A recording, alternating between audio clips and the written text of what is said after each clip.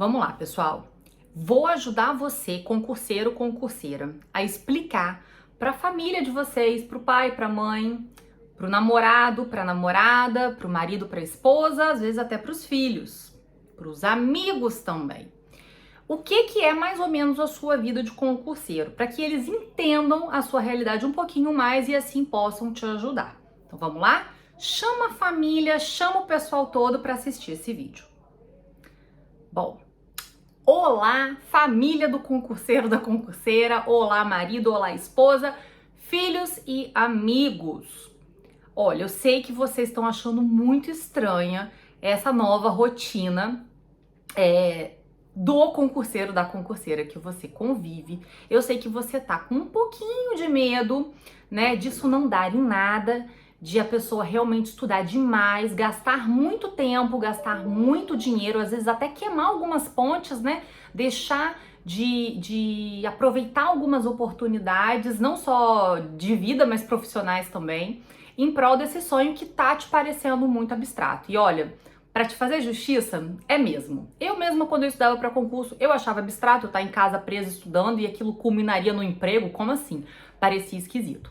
Mas olha, a verdade é o seguinte, hoje no Brasil a gente tem 3 maneiras básicas de ganhar a vida, que é ou você vai para iniciativa privada e trabalha, né, um emprego normal, digamos assim, ou você abre uma empresa, vai empreender, ou você estuda para concurso público. Basicamente, resumidamente, são essas 3 alternativas.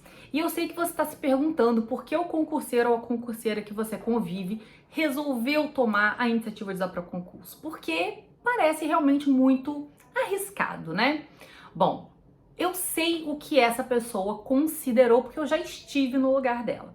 Então eu vou te dar uma ajuda para você compreender esse processo decisório e você olhar para essa pessoa com compaixão, porque é difícil para pessoa também, para ele, para ela que está estudando para concurso, é muito difícil a vida depois dessa decisão. E não tenha dúvidas, essa pessoa questiona essa decisão diariamente por causa dessa grande dificuldade. Então vamos lá?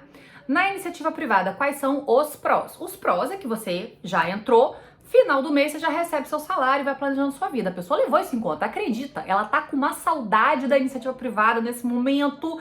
Quando ela pega uma matéria difícil, então, ó, coração palpita de saudade. Mas, muitas vezes a pessoa, ou ela tá no emprego que ela já tá planejando deixar no futuro, ou ela parou de trabalhar, não sei qual é a realidade da pessoa que você convive e estuda para concurso. Algumas pessoas optam por parar de trabalhar para estudar, eu sei, parece loucura, e outras trabalham e estudam. Independente dessa realidade, por que a pessoa não tá apostando todas as fichas dela em crescer na iniciativa privada? Muito simples. A iniciativa privada em regra, tá? Não é sempre, em regra, ela paga menos do que o serviço público, os salários iniciais, né? E também ela tem um probleminha chamado falta de estabilidade. O que a gente observa muito? A pessoa às vezes trabalha muitas horas, ganha pouco, às vezes nem recebe por essas horas extras, porque fica ali naquela pressão de se você pedir por hora extra eu vou te mandar embora. Isso acontece. Às vezes essa pessoa tem um ambiente de trabalho muito tóxico também, o que não é incomum, já que é um ambiente de competição, muitas vezes. Então, a pessoa tá ali sempre na corda bamba, com risco de ser mandada embora. E aí, o que ela decide fazer? Eu não tô vendo salário legal, eu não tô vendo muita perspectiva de crescimento, porque se tivesse uma super perspectiva de crescimento, o negócio ficaria muito mais atraente, mas meio que não tá rolando. A pessoa tá vendo pessoas mais velhas do que ela ali no mercado, qualificadas, às vezes com mais de uma faculdade, às vezes várias pós, mestrado, doutorado e tudo mais, e o negócio não tá desenrolando, então ela se sente com medo. Então, por esses fatores, é que o concurseiro vira as costas para a iniciativa privada. Empreender, vamos lá, empreender tem suas vantagens, que são os ganhos ilimitados. O serviço público não vai dar isso para essa pessoa, não vai. Você vai ter direitinho ali aquele saláriozinho lindo caindo no final do mês, mas é aquilo ali e acabou, né? Você sabe até no plano de carreira qual vai ser seu salário quando você se aposentar. E acredite, não chega nem perto do que um salário de um super empresário. Nem perto, tá? Mas no serviço público isso é certo, né?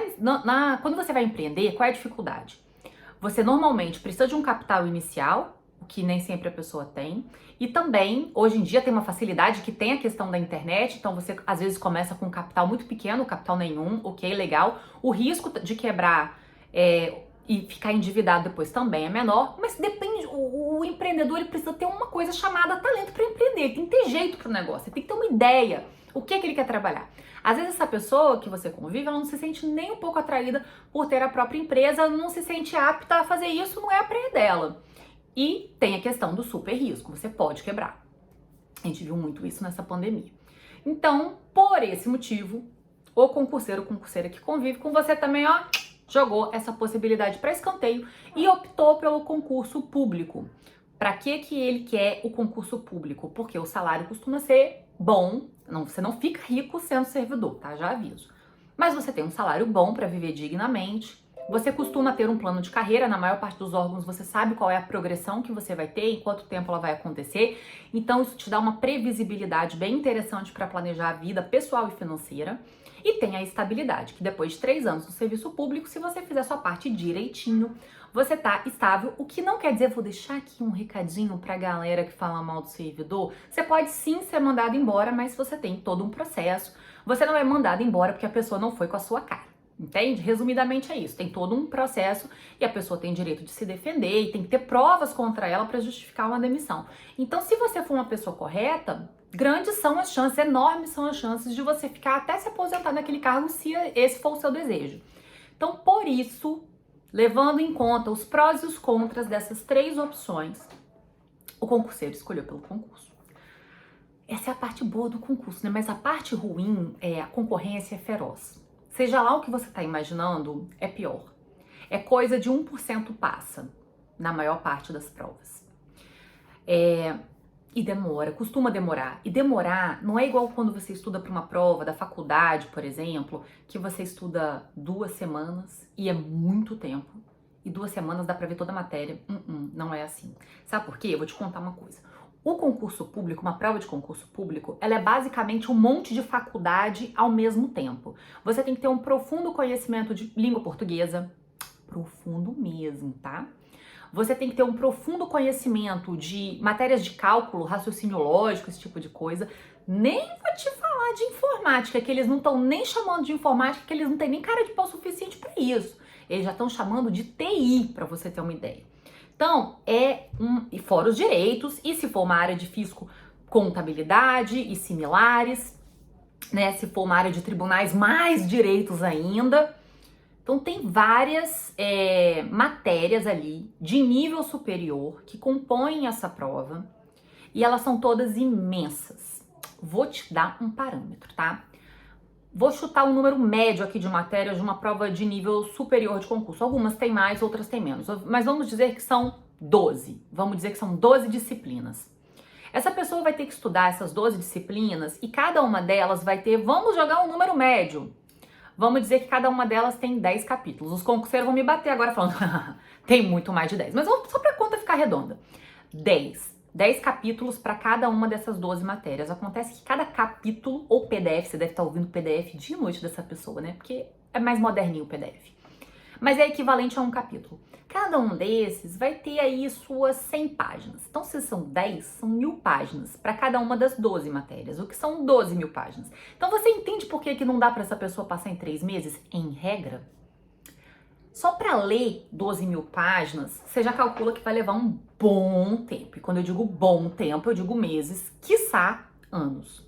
E essa pessoa não tem que ler essas 12.000 páginas uma vez, ela tem que ler várias vezes.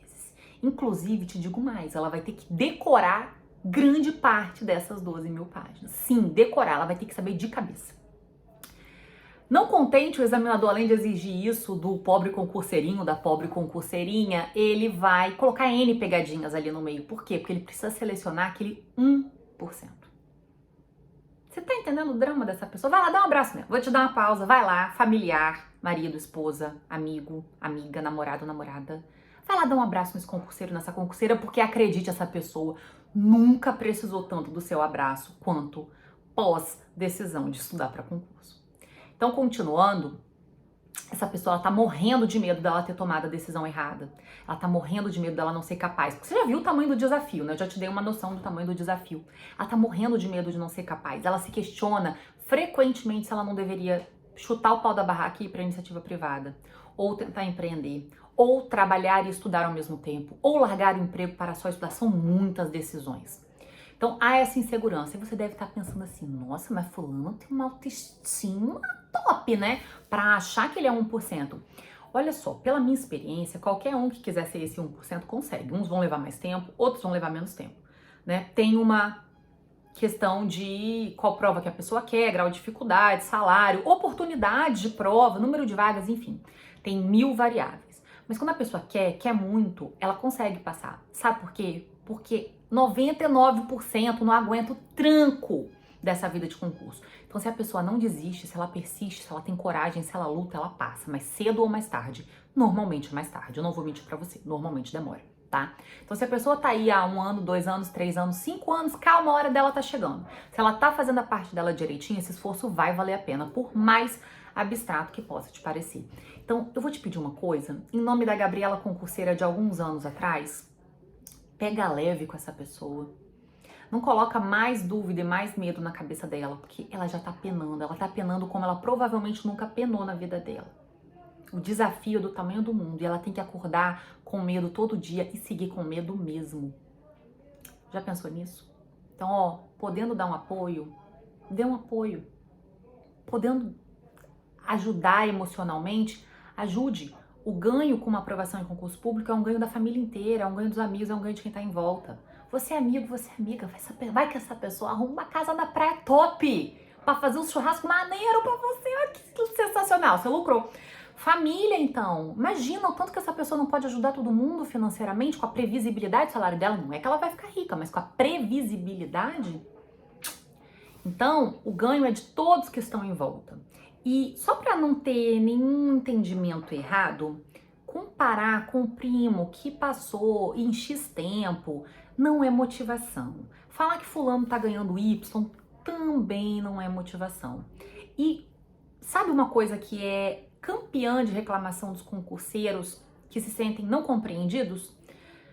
A motivação do tipo, eu sei que você vai passar nessa prova. E às vezes a pessoa tá estudando há 1 mês, 2, 3, e ela sabe que ela não leu nem 10% do edital. Lembra mais ou menos a conta das 12.000 páginas?